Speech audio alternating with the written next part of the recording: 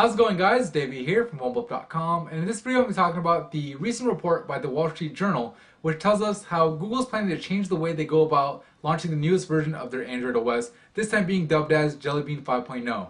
So basically what Google is going to be doing differently this time around is, instead of working with just one manufacturer exclusively like it's done in the past with HTC with the Nexus 1 and Samsung with the Nexus S and more recently the Samsung Galaxy Nexus, they're going to be working with multiple manufacturers at the same time building multiple Nexus devices. Now, this is still very much a rumor. It's just a report from the Wall Street Journal. Although they have a pretty good track record with their rumors, I can't say for sure if it's 100% accurate. Anyways, it would make a lot of sense if it were, because one, it would lead to manufacturers releasing updates a lot quicker than they normally would if they do build a Nexus device. And the reason for that is, with Ice Cream Sandwich, for example, only Samsung had access to the Ice Cream Sandwich's code. That's why it's been 6 months now since Ice Cream Sandwich came out, and most devices out there don't have Ice Cream Sandwich, other than a few that launched with Ice Cream Sandwich, like the HTC One series, and a few Samsung devices have gotten the update. But other than that, for the most part, most phones are still in gingerbread, and obviously 5 or 6 months down the line, you want most Android phones to be updated to the latest version, like they would be on iOS and on a Windows phone. And obviously that has to do with Android's fragmentation, and I think having multiple manufacturers working on a Nexus device would lead to faster update times. So that would take care of the fragmentation issue for Google.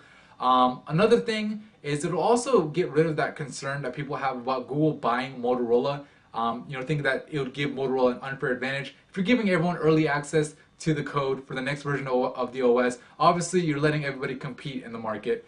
And another thing is, for Google, it'll help them control their apps more, because with the new Nexus phones, what they'll be doing is selling it directly on Google Play like they do the Galaxy Nexus. So this guy's only $400 on the Google Play Store, and I imagine the Galaxy or the next Nexus devices, or set of Nexus devices, will be similarly priced, maybe a little bit higher when it's new, but pretty much you'll be cutting out the middleman, so lower prices for consumers to get an unlocked phone. But more importantly for Google, they'll be able to control the apps that actually come on the phone. So for example, on Verizon, the Galaxy Nexus doesn't have a Google Wallet. Obviously there's a workaround for that, but the average consumer isn't going to go through the hassle of doing the workaround, and they're going to end up using Verizon's version of that payment gateway, NFC payment gateway. And obviously Google wants you to use their version as they get paid for it. So anyways, that's another advantage for Google.